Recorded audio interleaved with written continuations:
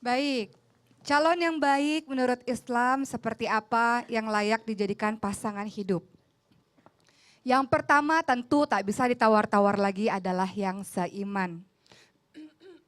Budak hitam tapi beriman jauh lebih baik daripada wanita cantik tapi tidak beriman.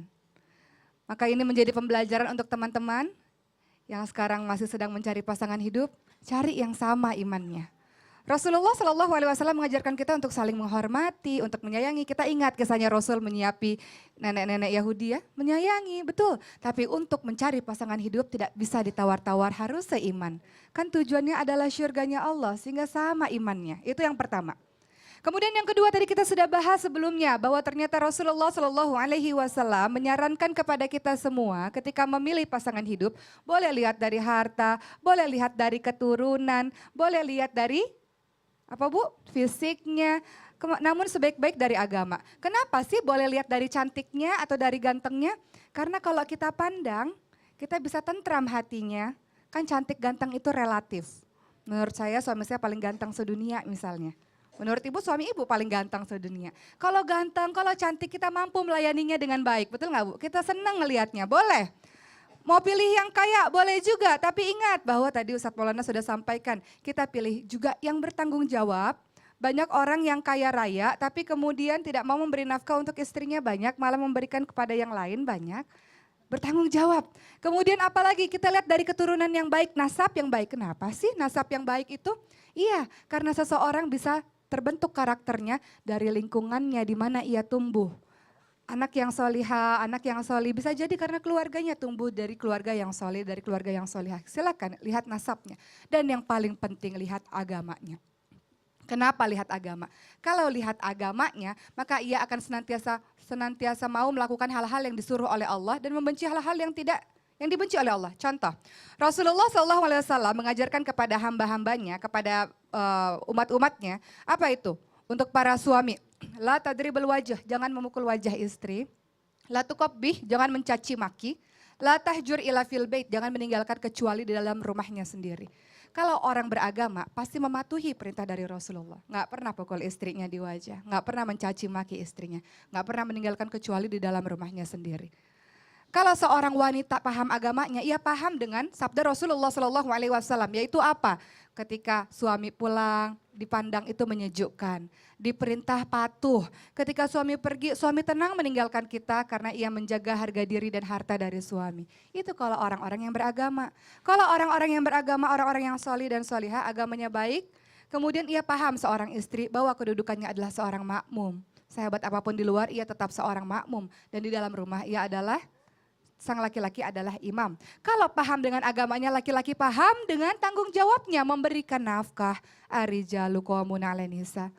Memberikan nafkah, memberikan agama kepada anak dan istrinya. Qu anfusakum wa ahlikum naro at-tahrim ayat 6.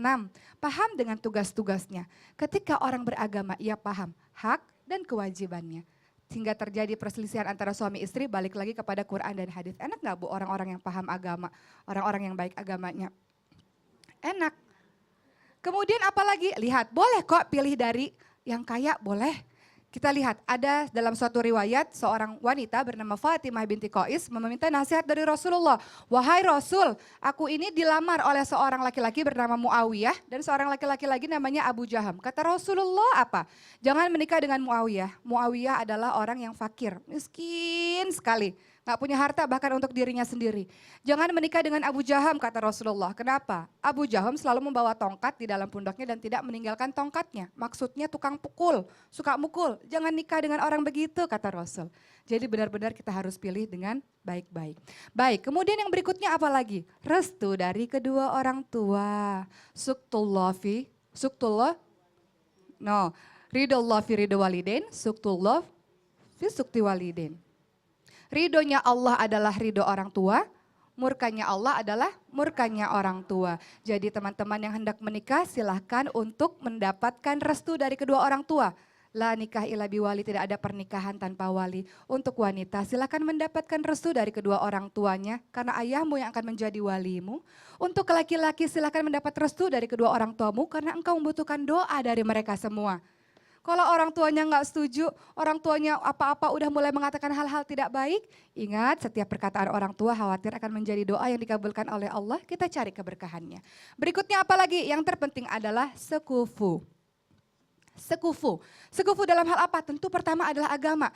Dalam hal lain-lain silahkan saja untuk meminimalisir pertengkaran. Contoh misalnya, di zamannya Nabi ada salah seorang wanita bernama Zainab binti Jahsy radhiyallahu anha menikah dengan Zaid bin Harithah.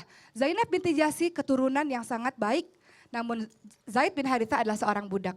Mereka menikah namun ternyata tidak cocok, akhirnya berpisah. Silakan mencari yang sekufu, persamaan dalam berbagai macam hal supaya kita bisa meminimalisir perbedaan yang ada. Mudah-mudahan dengan begitu insya Allah jodohnya panjang dunia dan akhirat. Insya Amin, Allah. amin ya rabbal alamin. Ibu-ibu, tuh makanya tadi kalau suami pulang kerja itu dipandang. Bukan suami pulang Cemberut.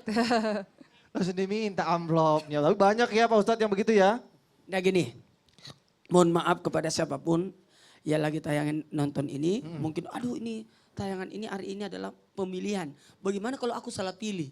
Nah, Udah menikah gitu Sudah ya Ustadz menikah. ya? Nah, gini, syukuri apa yang ada. Gitu aja. Cukup. Iya. Udah gitu doang Pak Ustadz. Ya, Tapi syukur benar. Bersyukur, bersyukur. Pendek tapi dalam banget. Syukuri apa Ya, yang ada Oh, ya. dalam Al-Quran fassalihatu qanitatun hafizatun lil ghaibi bima hafizallah. Orang-orang yang solehah itu, wanita solehah itu yang mampu menjaga dirinya, mampu menjaga kehormatan suaminya dan mampu menjaga larangan-larangan dari Allah. Masya Allah, insya Allah ya.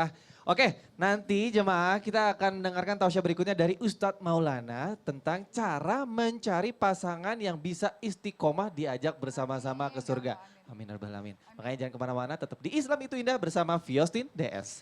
Jamaah! Oh jamaah! Alhamdulillah.